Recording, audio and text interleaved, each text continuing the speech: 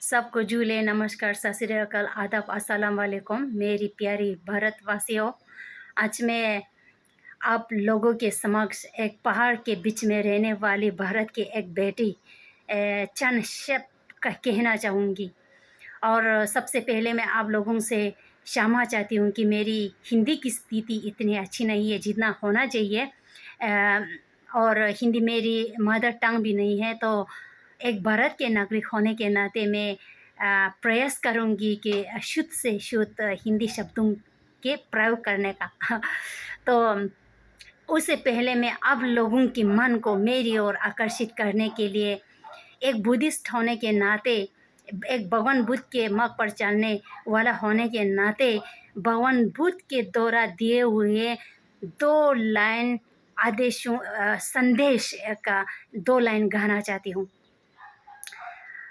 तो मुझे उम्मीद है कि आप लोग इस भगवान बुद्ध के द्वारा दिए हुए इस संदेश को मन में रखते हुए मेरी पूरे वीडियो देख लेंगे और शेयर करेंगे और समझेंगे हम लद्दाखियों की तकलीफ को। सबसे पहले नमो बुद्धाय। अहिंसा परम धर्म, अहिंसा परम धर्म, बुद्ध का ये है कहना, बुद्ध का ये है कहना, बुद्ध का ये है कहना, किसी को दुख ना देना सबसे बड़ा धर्म है, किसी को दुख ना देना सबसे बड़ा धर्म है, किसी को दुख ना देना।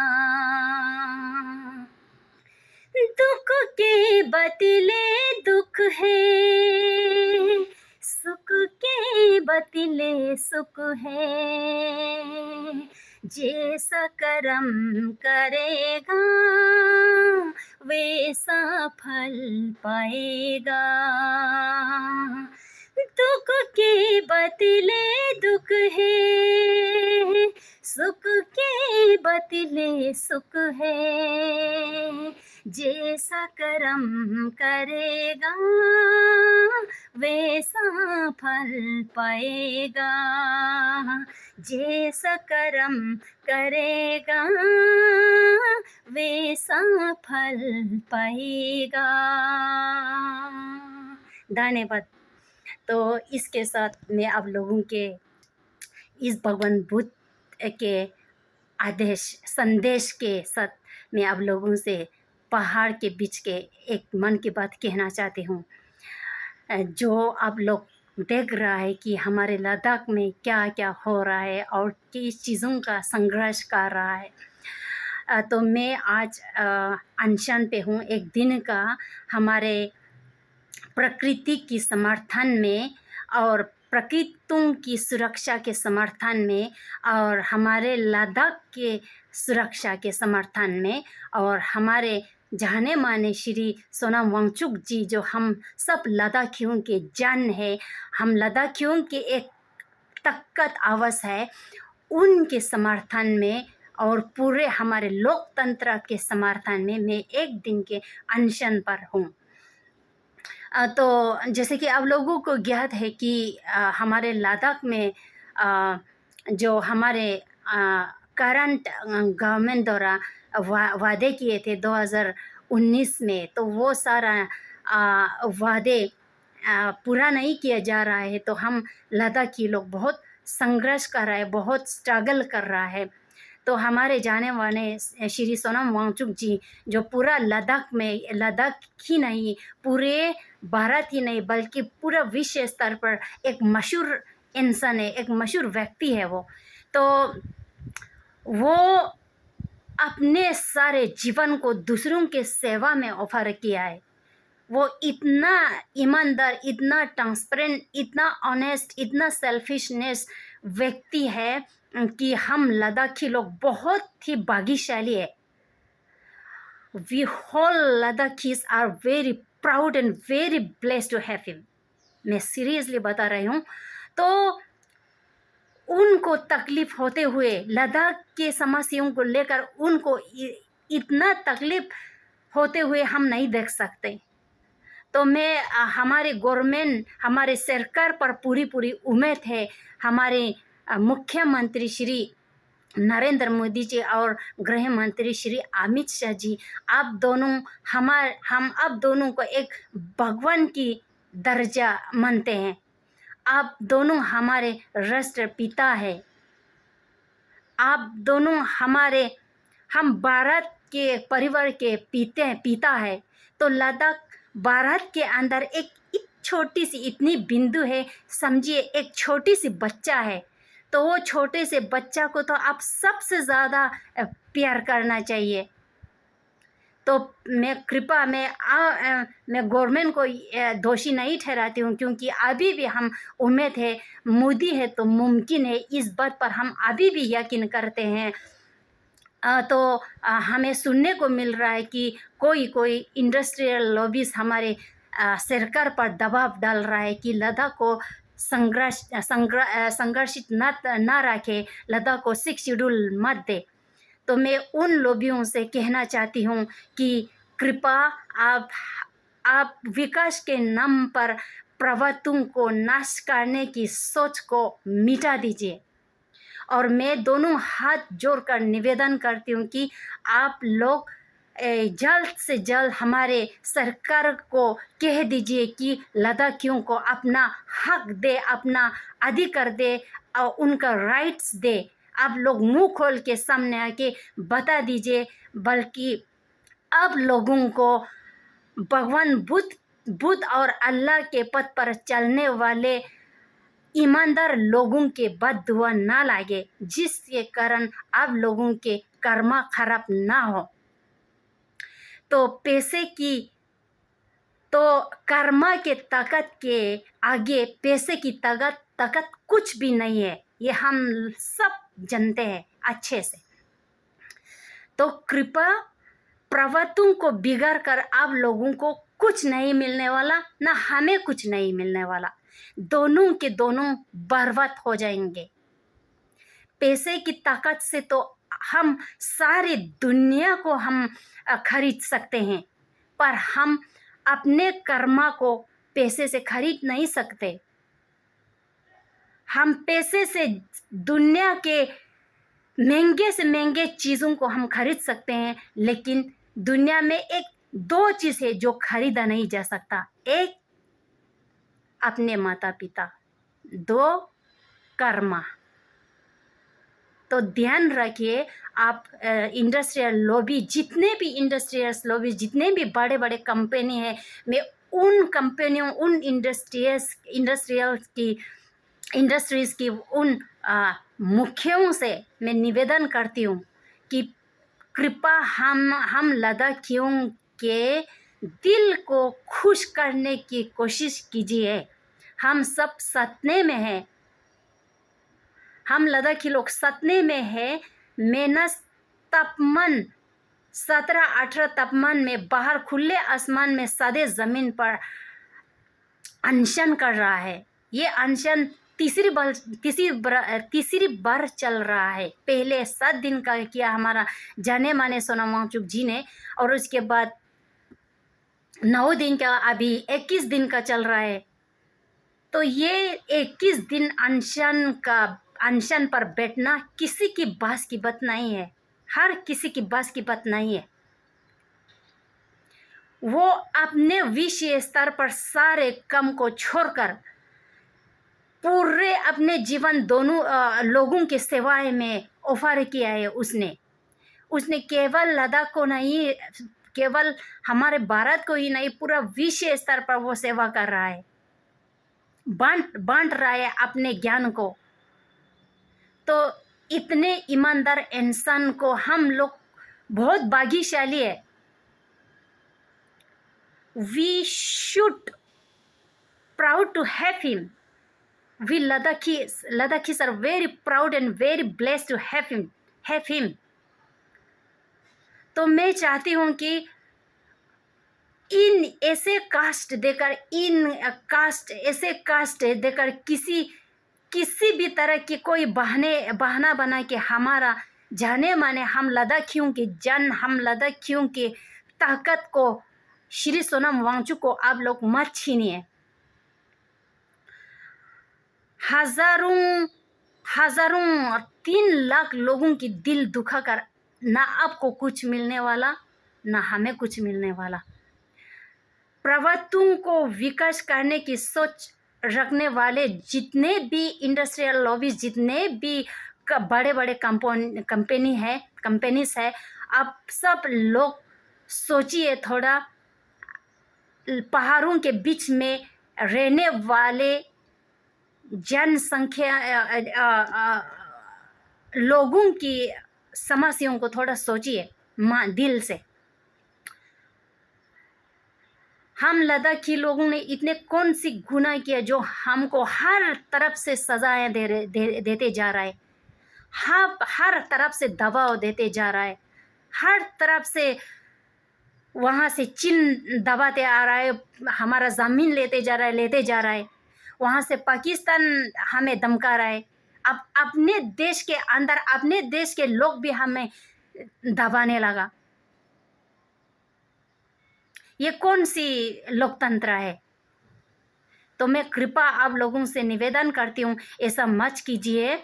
आपकी पैसे की ताकत से सदियों से बने हुए प्रकृति की सुंदरता को बर्बाद करना, नष्ट करना 2 मिनट की वक्त है, 2 मिनट की वक्त।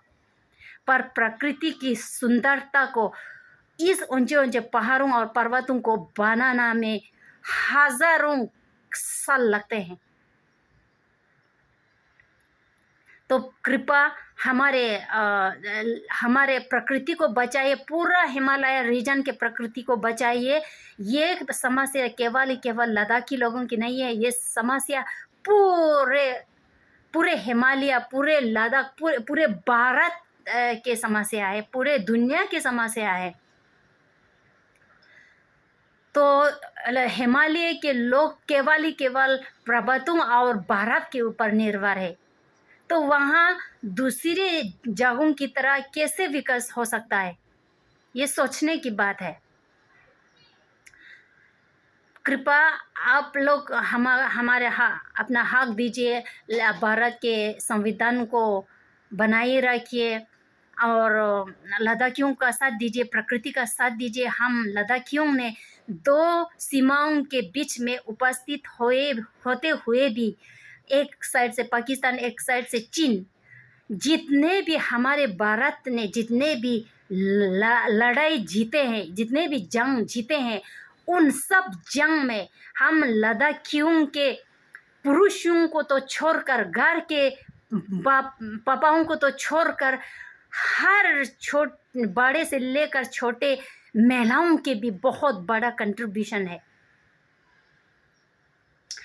ना जाने कितने घर के बाप छीन लिया पाकिस्तान के बम ने, किसी की घर के पापा गद्दे के साथ अपने वीरों को सामान पहुंचाते हुए बम से उड़ा दिया, किसी का पाँव ले गया, किसी का हाथ ले लिया।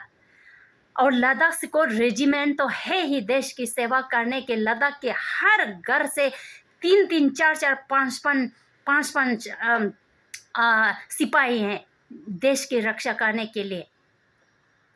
तो उसके बयान लद्दाख की हर पापा ने हर जंग में योगदान दिया है। हर घर के महिलाएं अपने अपने घरों में लोकल खाना बनाकर, जो भी उनके हाथ घर में उपस्थित था, वो सब ऊंचे ऊंचे पहाड़ों पर महिलाओं के द्वारा हमारे वीर जवानों को खाना पहुंचाया है।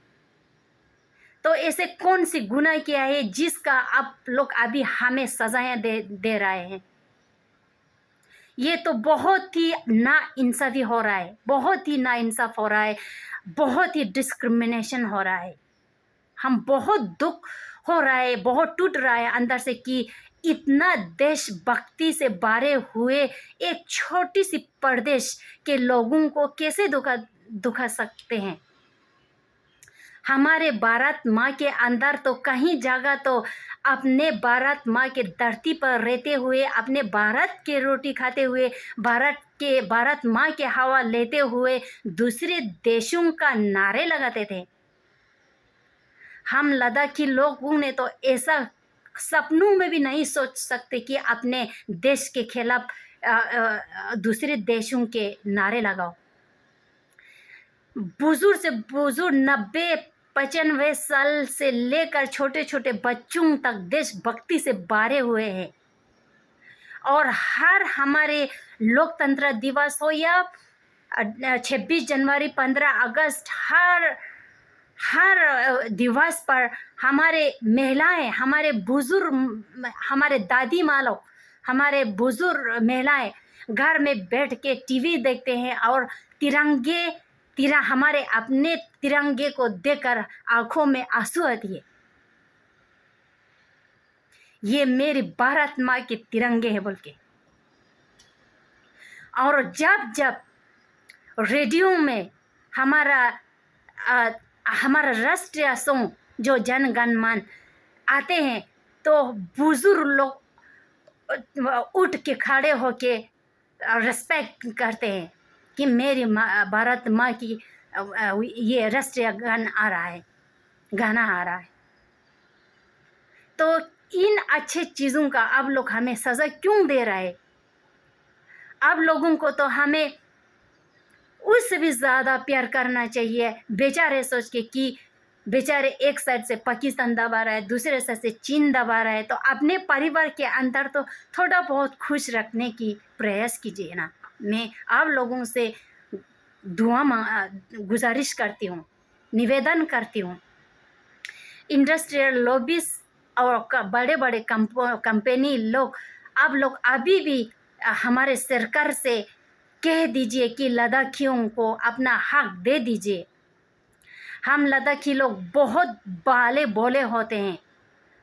उल्टे सीधे शब्दों को प्रयोग करना हमारे में बहुत ही पाप माना जाता है। तोड़ फोड़ करके किसी के हक को छीनकर, किसी के अधिकार को छीनकर किसी को ये सब करना हम बहुत पाप मानते हैं इन चीज़ों को। इसलिए लद्दाख के बुजुर्ग से बुजुर्ग नेता लोग इतना शानदार, इतना रिलैक्स क्यों लग रहा है आप लोगों को? इसका एक वजह है, हम लोग झगड़ा करके, तोड़ फोड़ करके, किसी को ठेस पहुंचा के अपना हक नहीं मांग सकते। हम बहुत शान से खुद के ऊपर कष्ट देकर, दूसरों को खुशी देकर हम जीतने वालों में से हैं। भगवान बुद्ध के मार्ग पर चलने वाले एक छोटी सी प्रदेश, हम जहाँ पर हम सब मुस्लिम, बुद्धिस्ट, क्रिश्चियन, हम सब लोग एक बगीचे की रंग बिरंगी फूलों की तरह रहते हैं, जिसके कारण पूरे विश्व स्तर पर, पूरे दुनिया में लद्दाख से शांति का संदेश जाते थे। अब पूरे दुनिया के सामने हमारे लद्दाख इस तरह से पेश होते हुए हमें बहुत दुख हो रहा है। प्राचीन काल के महाविद्वानों ने आशीर्वाद से बरसे हुए एक छोटी सी प्रदेश, जो बहुत ही पहाड़ों के बीच में, बर्फ की चादर से बिछाए हुए पहाड़ के बीच में रहने वाले एक छोटी सी जनसंख्या लोगों को आप लोग इस तरह से टॉलरेट नहीं कर सकते। हम टॉलरेट नहीं कर सकते। इस तरह से आप लोग दुखी नहीं दे सकते।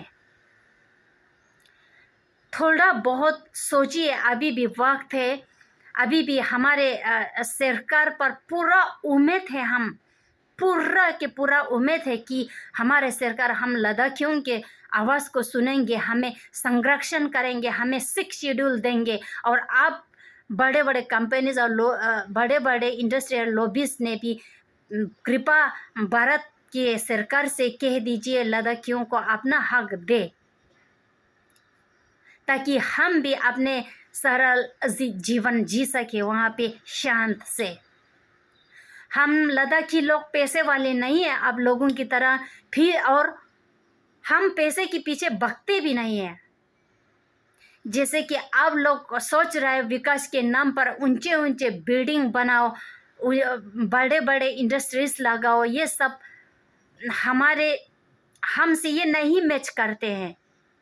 आप लोग ऊंचे ऊंचे बिल्डिंग्स में लिप्स के सहयोग लेकर ऊंचे ऊंचे बिल्डिंग में जाकर बड़े बड़े सोफे पे बैठ के कॉफ़ी, बर्गर, पिज़्ज़ा ये सब खाना पसंद करते हैं, और हम लद्दाखी लोग सादे ज़मीन पर बैठकर सत्तू और लस्सी खाना पसंद करते हैं। आप लोग शहरी लोग मॉल्स में जाकर घंटों घंटों शॉपिंग करना, हवाई जहाज़ों की आवाज़, ट्रेनों की आवाज़, मेट्रो की आवाज़ और बहुत ही क्राउड की आवाज़ सुनना पसंद करते हैं। हम लद्दाख के छोटे छोटे ज़मींदार लोग कंधे के ऊपर बेलचे डालकर पेड़ पौधों के बीच में गुनगुनाते हुए ऊंचे ऊंचे पहाड़ पर्वतों से बहते हुए जालों की आवाज़ सुनना पसंद करते हैं। तो हमारी भारत माँ के अंदर एक ऐसी बिंदु है लद्दाख जहाँ जो बहुत शांत है, अभी बिगड़ने जा रहा है, तो कृपा बचाइए ताकि हमारे पूरे भारत में जिनको मानसिकता शांति चाहिए, स्पिरिचुअलिटी को बढ़ना चाहते हैं, वो लोग पहाड़ों के बीच में जाकर तपस्या करके अपने स्पिरिचुअलिटी को बढ़ा सके। बल्कि तो हम लोगों को पता है कि ये मनुष्य का जीवन कितना महत्वपूर्ण है, ये बार बार नहीं मिलता। तो ये भगवान ने दिए हुए इतने सुंदर मनुष्य की जीवन को किसी के अधिकार छीनकर, किसी को धमका कर, किसी को बहला कर, किसी को तकलीफ पहुंचाकर, किसी को कष्ट देकर हम नहीं जी सकते। कोई भी इंसान, अगर हमारे दिल में कोई इंसानियत नाम की चीज़ है तो ये काम तो केवल क्षमा कीजिए जानवरों का काम है। ये जानवर बिना सोचे समझे जाकर डायरेक्ट अटैक करते हैं ताकि उसका पेट बढ़ जाए। तो हम तो ऐसा नहीं है, हम इंसान हैं। मैं खुलेआम बोल रही हूँ कि पर्वतों के बीच में विकास करने के सोच रखने वाले लोग थोड़ा सोचिए, ना आप जी पाएंगे ना हम जी पाएंगे। क्यों हम नहीं जी पाएंगे? क्योंकि हम केवल पर्वतों के बर्फ और ग्लेशियर्स पर निर्भर है। हम लद्दाखी लोग सर्दियों में भगवान से दुआ के गुहार करते हैं कि बर्फ पड़े ताकि आने वाले सीज़न हमारे लिए पूरा हरियाली बने। और गाँव में तो माताओं के बीच में आमने सामने होते हुए मैंने बहुत देखा है। एक दुर्गम गांव से ताल्लुक़ रखने वाले होने के नाते जो पानी का जब पानी का शॉर्टेज होते हैं गर्मियों में, तब घर के माए अपने खेतों में पानी ले जाते समय एक दूसरे से आमने सामने होते हैं पानी के शॉर्टेज की वजह से। तो वहाँ पर इंडस्ट्रीज लगाएंगे, बड़े ऊंचे बिल्डिंग खड़े करेंगे उनके। अभी हमारे लद्दाख में पर्यटकों की संख्या ज़्यादा होने के कारण गाड़ियों के धुआं से पूरा खराब एटमॉस्फेयर की वजह से ग्लेशियर्स पिघल रहे हैं। इसीलिए तो हमारे जाने माने सोनम वांगचुक ने एक तरीका निकाला है कि जब सर्दियों में पानियों को जमा कर आर्टिफिशियल ग्लेशियर्स बने, बल्कि ज़मींदारों को गर्मियों में इस पानी का प्रयोग कर सके। आइस स्तूप जो दुनिया के स्तर पर मशहूर है।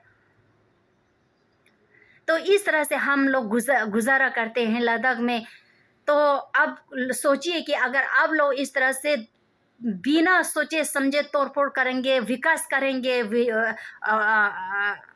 विकास के नाम पर विनाश करेंगे, तो आने वाले पीढ़ियों को तो दूर की बात, हम अभी जीते जी जितने भी लद्दाख में जनसंख्या है वो लोग कितने साल जी पाएंगे हम गारंटी नहीं दे सकते हैं। कोई कोई एका धोखा होगा पैसे वाले, वो लोग पैसे की अपने पैसे के दम से दूसरे जगह जाकर रिफ्यूज ले सकते हैं। गरीब लोग तो वैसे की वैसे मर जाएगा लद्दाख में। तो ये करके अब लोग बहुत गलत कर रहा है। एक तो लद्दाख के 3 लाख लोगों का दिल दुखा रहा है, उनके रात के नींद के चैन और दिन के खाने के चिन्ह को छीन लिया है आप लोगों ने, और आने वाले लद्दाख की पीढ़ियों की हत्या अभी से करने की सोच रख रहा है। तो ऐसा मत कीजिए। हमारे भारत के ये धरती बहुत ही प्राचीन काल के महाविद्वानों ने आशीर्वाद से सजाए हुए एक देश है, और उनमें से लद्दाख एक बिंदु है जिस पर आशीर्वाद की बरसात से सजाए हुए एक प्रकृति की सुंदरता। तो उस सुंदरता को हम मनुष्य के द्वारा नहीं बना सकते, नहीं क्रिएट कर सकते। ये ऊपर वाला ने बनाया है, हमारे लिए कुदरत ने बनाया है। तो please be friend of the nature मैं रिक्वेस्ट करती हूँ। बल्कि तो हम सब लोग मिलकर विकास के नाम पर प्रकृति की सुंदरता को बिगाड़ना 1 मिनट की वक्त भी नहीं है। 1000 डोजर लगाओ, तोड़ फोड़ करो। इसीलिए तो ऊपर वाले हमसे नाराज होते हैं कि मनुष्य की इस कर्तव्य इन चीज़ों को देखकर। तो फिर दोहरा रही हूँ, प्लीज कर्मा के ताकत के आगे पैसे की ताकत कुछ भी नहीं है। कर्मा पलट कर जरूर आते हैं, ये हम सब याद रखना है। हजारों लोगों की दिल दुखाकर, आने वाले पीढ़ियों की हत्या कर प्राचीन काल के महाविद्वानों ने आशीर्वाद से सजाई हुई इस प्रकृति की सुंदरता को बिगाड़ कर आप लोग रात को चैन से कैसे सो सकते हैं? आप लोग कैसे गुजार सकते हैं एक शानदार जीवन? अगर आप ये सब करने के बावजूद भी अगर आप जी सकते तो शायद आपका दिल पत्थर से भी मजबूत, पत्थर से भी बहतर है। पत्थर दिल भी पिघल जाते हैं लोगों को संघर्ष करते हुए। अगर किसी के मन में एक इंसानियत का दिल जिंदा है तो पत्थर दिल भी पिघल जाते हैं। तो उम्मीद है कि आप लोग भी पिघल जाएंगे, अपने कर्मा का ख्याल रखेंगे, अपने जीवन और अपने फैमिलीज और अपने नेक्स्ट जनरेशन का केयर करते हुए हजारों लोगों के बेस्ट विशेष से बचाए हुए अब लोग सामने आकर हमारा अधिकार दे देंगे भगवान के लिए। हमारा ये देश तो क्या बोलते हैं, आप लोग जैसे कि अभी अयोध्या में मंदिर बना राम जी का, भगवान राम जी ने तो हर किसी का भलाई चाहा। राम राज भगवान राम जी ने तो दूसरों के भलाई के लिए अपना पूरा जीवन वो किया। भगवान राम जी दूसरों को कष्ट में नहीं देख सकते। दूसरों में दुख में दूसरों को दुख में इस तरह से कष्ट में नहीं देख सकते भगवान। तो अगर आप लोग एक सुंदर राम भक्त हो तो जल्द से जल्द हम लोगों का भी दिल खुश करके हम भी हमारा भी दिल खुश करके अपने भगवान राम जी को खुश कीजिए। सच्चे राम भक्त जो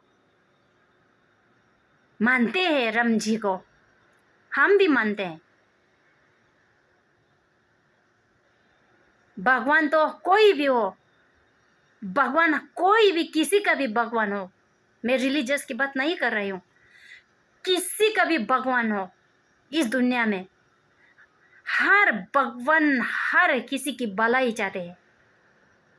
ये नहीं कि जैसे कि मैं एक बुद्धिस्ट हूँ तो भगवान बुद्ध ने ओ ये बुद्धिस्ट है, इसको ब्लेस करो, इसको बचाओ, दूसरों को वो करो, ऐसा नहीं है। भगवान हर किसी को भलाई चाहते हैं। आकाश से लेकर समुद्र के प्राणों तक की भलाई चाहते हैं हर भगवान। तो अपने भगवान को ध्यान में रखते हुए दूसरों को खुश करने की प्रयास कीजिए, हम करेंगे और भारत के लोकतंत्र को बचाएंगे। हमारे भारत माँ दुनिया में सबसे शांति देश हो, हम ये चाहते हैं। हम सारे लद्दाख के दिलों में यही चाहते हैं और हम सब ऐसा हो हमारे देश कि सारे दुनिया में सबसे शांति और शानदार देश बने हमारे भारत माँ, मिसाल बने दुनिया में शांति, बल्कि वो लोग भी शांति के मार्ग पर चल सके। भगवान राम ने दिखाए हुए मार्ग पर चल सके, भगवान बुद्ध ने दिखाए हुए मार्ग पर चल सके, भगवान शिव जी ने दिखाए हुए मार्ग पर चल सके।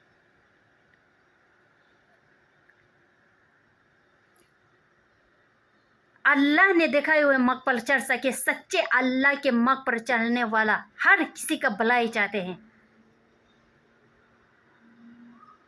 और वैसे उसी तरह कृष्ण भी, यीशु, जजिस, हर भगवान, हम सारे जो sentient beings, all sentient beings का भलाई चाहते हैं। तो हम लोग ऐसा करके एक दूसरे को तकलीफ देकर, एक दूसरे को छेड़ कर, एक दूसरे से छीन कर, इस तरह से हम एक दूसरे को तो तकलीफ देते ही हैं, ऊपर से भगवान को भी तकलीफ दे रहा है। तो कृपा बहुत ज़्यादा हो रहा है, क्षमा कीजिए। और ये वीडियो आप लोग शेयर कीजिए, बल्कि हर हिंदुस्तान के नागरिक तक पहुंचाइए, बल्कि समझ जाए। हर जहाँ प्रकृति अभी भी थोड़ा बहुत बाची है, कुदरत ने बनाए हुए चीज़ों को सुरक्षा कीजिए, जंगलों का सुरक्षा कीजिए, ताकि ग्लोबल वार्मिंग जैसे नेचुरल डिजास्टर से हम सामना कर सके। ये आप लोगों से निवेदन है। और उम्मीद करती हूँ, बहुत उम्मीद करती हूँ कि आप लोग जो जिन ने हमारे लद्दाख के 6 शेड्यूल और संरक्षण रुका हुआ है, वो सब जल्द से जल्द भगवान के लिए हमें देंगे। हमें भी खुशी खुशी अपने जीवन बिताने का मौका देंगे और हमारे लद्दाख में विकास हो, शिक्षा स्थानों का विकास हो, विद्यालयों का विकास हो, बल्कि हमारे पीढ़ियाँ भी, हमारे नौजवान भी, हमारे बच्चे भी अच्छे से अच्छे शिक्षा प्राप्त करके हमारे देश में सेवा करने का मौका मिले। इस तरह से आप लोग विकास के नाम पर उधर ये सब करेंगे तो हम लद्दाखियों तो पैसे से तो ऑफ कोर्स आप लोगों से बहुत पीछे है। तो पैसे के लालच में आकर हमारे बच्चे लोग वहाँ पर मजदूर करने लगेंगे, तो जन्म जन्म तक वो मजदूरी रह जाएंगे, कोई शिक्षा में आगे नहीं बढ़ पाएंगे। ये तो बहुत पाप हुआ ना। किसी को शिक्षा ज्ञान प्राप्त करने का इच्छा है, उन लोगों को मजबूरन पैसा कमाने के लिए जाना पड़ रहा है, तो ये तो बहुत दुख की ना इंसाफी हुआ ना।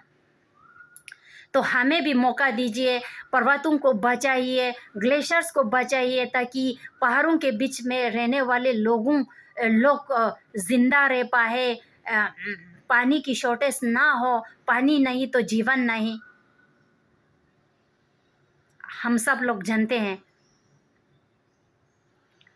तो पानी के बिना कौन जी सकते हैं? पानी ही तो है जीवन। तो लद्दाख में पानी की समस्या है। तो मैं उम्मीद और निवेदन करती हूँ कि लद्दाख में विद्यालयों का विकास हो, वहाँ पर मेडिकल कॉलेज खोले, यूनिवर्सिटीज़ खोले, तरह तरह के भिन्न भिन्न यूनिवर्सिटीज़ खोले, ताकि लद्दाख के बच्चे भी पढ़ लिख कर आगे बढ़े और अपने देश का सेवा कर सके। लद्दाखी लोग बहुत ईमानदार होता है, बहुत ट्रांसपेरेंसी होते हैं, सेल्फिशनेस होते हैं।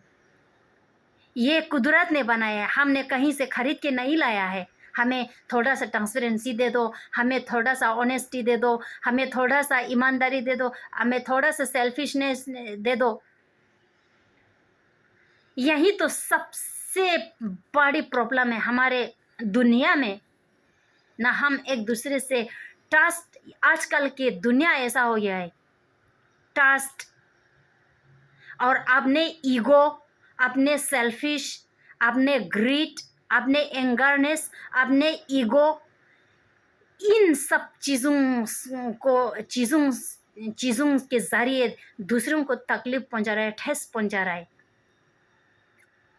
ये तो खुद को नुकसान देगा ना।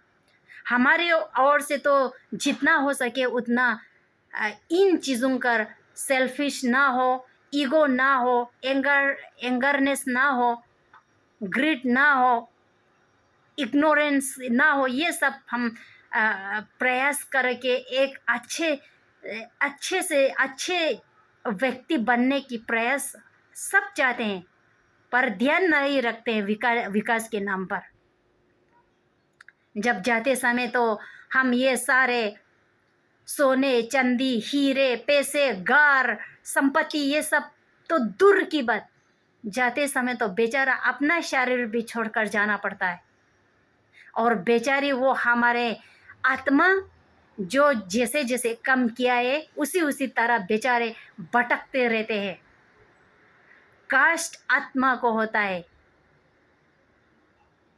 तो इसलिए हमने मरना है, थोड़ा ध्यान रखिए।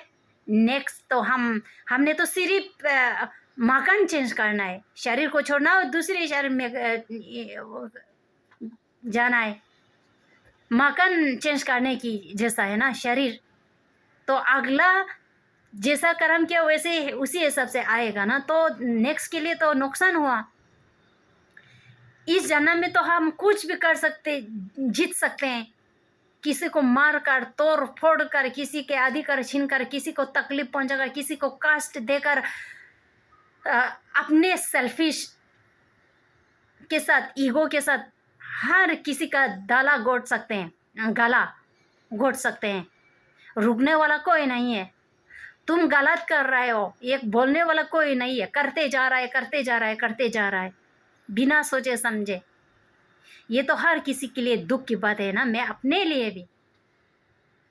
तो ये सबसे बच के रहिए, एक शानदार देश बनाइए, एक दूसरे के भाईचारा को जिंदा रखिए। हम सब इंसान है, कोई नहीं चाहता कि किसी को कष्ट हो। मैं खुश हो तो मेरे पास सब कुछ है, तो दूसरों के साथ जो भी हो जाए ऐसा नहीं है। इंसान है, सबको खुशी चाहिए। पूरा आकाश से लेकर पानी के प्राण तक खुशी चाहिए। अब देखिए एक चींटी को एग्जांपल देखिए, वो लोग घर बनाते मुंह में टुकड़े टुकड़े मिट्टी लेकर घर बनाते। उस चींटियों के, उस एंड्स के घर को हम पानी डालकर नाश कर देते हैं। वो लोग तो प्राणी जानवर है, वो लोग तो कुछ भी ऐसा नहीं है कि किसी को तकलीफ पहुंचाए, किसी को। हम इंसान अगर सही रास्ते पर जाए तो इंसान सबसे बेस्ट है। अगर सही रास्ते पर नहीं जाए तो इंसान से खतरनाक कोई नहीं हो सकता। जो इतने क्षमता देते हुए भी भगवान के द्वारा सोचने के लिए, दिमाग देखने के लिए, आंख बोलने के लिए, मुंह चलाने के लिए, बॉडी, ये सब दिए हुए है। इतना फैसिलिटीज दिए हुए है भगवान ने हमारे शरीर पर अच्छा करने के लिए, पर ये सब हम उल्टा प्रयोग कर रहा है। ये तो फिर इंसान नहीं हुआ ना। इंसान दो लोग हो सकते, या तो नाश कर सकते, या तो अच्छा सोच के थोड़ा आगे ले जा सकते हैं, आगे के लिए सोचते हैं। तो ऐसा है। तो इसी के साथ मैं यहाँ पर समाप्त करूँगी। आप लोगों का टाइम वेस्ट हुआ, बहुत क्षमा मांगती हूँ दोनों हाथ जोड़कर। इसमें अगर गड़बड़ी हो गया हो तो मुझे क्षमा कीजिए। मैं बहुत खुल के बोलने वाला, मैं दिल में रखना अच्छा नहीं लगती मुझे, इसलिए मैं खुल के बोलने वालों में से हूँ। दिल में रखते हैं तो बहुत तकलीफ होते हैं, जो दिल में वो निकल दे तो बहुत राहत मिलता है। तो इसलिए आप लोगों को अगर कड़वी लगी तो माफ़ कीजिए। मैं किसी को ठेस पहुंचाने के लिए नहीं बोल रही हूँ। मैं किसी को ठेस पहुंचाने, किसी को दुखाने के लिए नहीं बोल रही हूँ। मैं सच्चाई बोल रही हूँ। मैं सच्चाई का जो सच को मैं आगे लेकर आ रही हूँ। तो इसलिए क्षमा कीजिए, सॉरी। तो इसी के साथ उम्मीद करती हूँ ये वीडियो ज़्यादा से ज़्यादा शेयर करके हमारे इंडस्ट्रियल लॉबीज़ और बड़े बड़े कंपनी तक पहुँचाइए, और हमारे गृह मंत्री श्री अमित शाह जी और हमारे राष्ट्रपिता श्री नरेंद्र मोदी जी तक पहुँचाइए। और उम्मीद है कि इस भारत के पहाड़ों के बीच में रहने वाले एक मजबूर लड़की और इस मजबूर बेटी की आवाज़ सुनेंगे। जय हिंद, जय भारत, जय लद्दाख। सबको नमस्कार।